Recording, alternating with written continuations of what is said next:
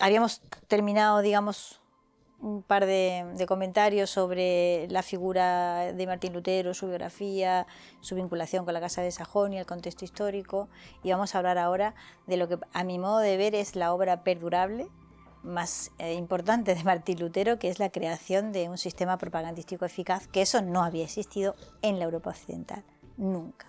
No al modo en que se crea en Wittenberg y no de la manera en que se aprende, digamos, a sostener una idea, convirtiéndola en algo que se expande y se propaga a una velocidad extraordinaria, y eso no sucede, digamos, espontáneamente. Eso es un proceso de creación fenomenal. La Iglesia no se enteró de cómo aquello estaba construyéndose. Ya dijimos las razones por las cuales la Iglesia ve el asunto de venir y lo ve discurrir con mucho escepticismo, sin alarmarse nunca demasiado. Pero lo nuevo que está sucediendo en Wittenberg en este momento es algo que verdaderamente va a marcar un antes y un después en el desarrollo de la historia de Europa, en la evolución de la historia de Europa. La primera genialidad, digamos, luterana es el descubrimiento de que las imágenes son el sistema más eficaz de propagación de una idea que pueda existir. Es decir, este empeño en entretenerse en la valoración de si las ideas de Martín Lutero y la predestinación o no predestinación y el matrimonio o no matrimonio, y si son anabaptistas y cuando nos bautizamos y las iglesias deben de tener imágenes o no tenerlas, o sea, nos inclinamos hacia la iconoclasia o no nos inclinamos, es decir, todo esto es secundario, porque realmente esto no fue lo que afectó a la inmensa mayoría de la gente. O sea, la inmensa mayoría de la gente no hubiera sido capaz de comprender 2 minutos de una discusión sobre si el libre albedrío o la salvación por la fe. Primero hubieran tenido que explicarle qué era el libre albedrío, a ver si lo entendía. Con lo cual, todo esto, digamos, no es más que parte de la guerra de papel, que no es realmente cómo se esparció y se difuminó esa idea por todas partes, ¿no?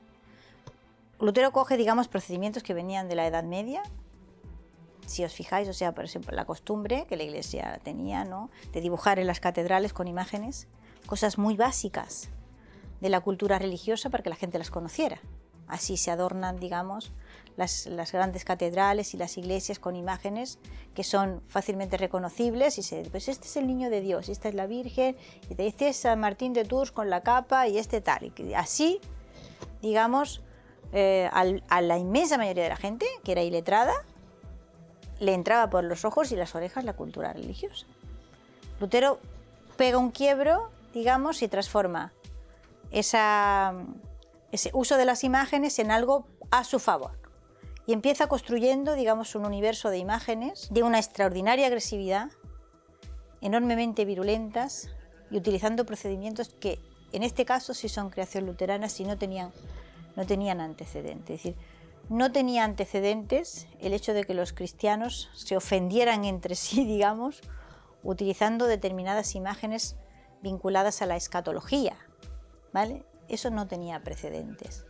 O sea, esa agresividad en cuanto a la denigración del enemigo, que es mucho más importante en el sistema de Wittenberg que la propagación de las ideas propias. Es decir, Wittenberg se convierte en un centro propagandístico cuyo éxito espectacular está vinculado a la idea no ya de la propagación de las ideas propias, sino de la denigración del enemigo declaradamente el catolicismo.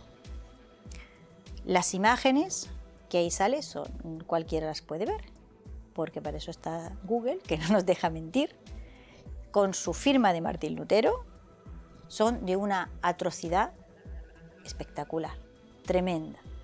A día de hoy nos siguen estremeciendo. Las ves y ya no las olvidas nunca más. Todo esto va acompañado naturalmente de otros sistemas. Por ejemplo, esas hojillas a veces eran hojillas volanderas, ¿no?, hojillas sueltas, para que la impresión fuese relativamente barata y fuesen muy eficaces para repartir, ¿no? Solían, llevar escrito en la parte de abajo a veces unos versitos, normalmente un pareado, a veces una, como lo que diríamos en español, una copla de 4 versos corrimados, que eran muy fáciles, eslóganes, ¿vale?, que eran muy fáciles de recordar y que la gente cantaba como coplillas. están recopilados, son cientos. Al lado de eso hay otra parte que son, digamos, las fiestas o lo que podríamos llamar los carnavales. La creación de una serie de festividades cuyo fin último, insisto, más que la propagación de las propias ideas, es la denigración del enemigo. Festivales en los que la gente se disfraza, digamos, de cura borracho, de papa corrupto, y se hacen obrillas teatrales. No estamos hablando de una, de dos, de 10, de 20, estamos hablando de cientos, con un sistema organizado, ¿vale?, y repetitivo en distintos lugares y en distintas ciudades. Eso sumado al hecho de que a los príncipes alemanes les ofrece una ventaja extraordinaria apuntarse a ese carro, ventajas crematísticas, ventajas de poder, y bueno, todos son ventajas en realidad. Bueno, lo realmente asombroso es que quedase un católico vivo en el territorio del Sacro Imperio, y asombrosamente quedaron muchos. O sea, a pesar de que el luteranismo ha vendido como una victoria de la tolerancia religiosa ese principio atroz que se llama cuius regio eius religio, que no lo pensamos en firme, pero consiste en que teológicamente se sanciona que si un príncipe cambia de religión, tiene derecho, ojo, derecho, a obligar a todos sus súbditos a la conversión forzosa. Eso es una realidad que cualquiera puede comprobar en un libro de historia. Bueno, pues a eso se le ha considerado tradicionalmente en la historia de Europa como el comienzo de la libertad religiosa. O sea, el comienzo de la libertad religiosa consiste en que yo te puedo obligar a cambiar de religión. Yo no comprendo cómo hemos estado utilizando la lógica hasta este momento, ¿no?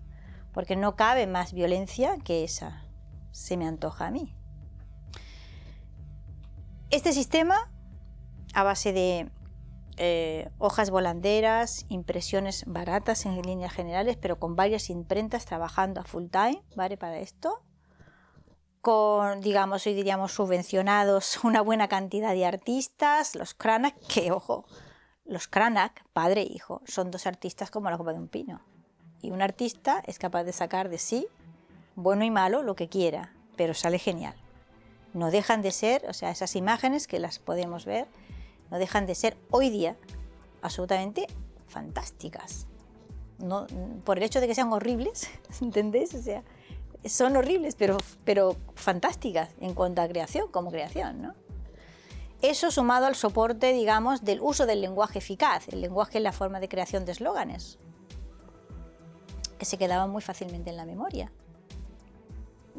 Y que la gente cantaba, como a veces eran coplillas, otras no eran coplillas, otras eran simplemente como refranes empareados, otras, ya he dicho, como, digamos, copla de 4 versos. A veces eran más largos, ¿no? A veces, digamos, las impresiones eran más sofisticadas, por ejemplo, y se conservan.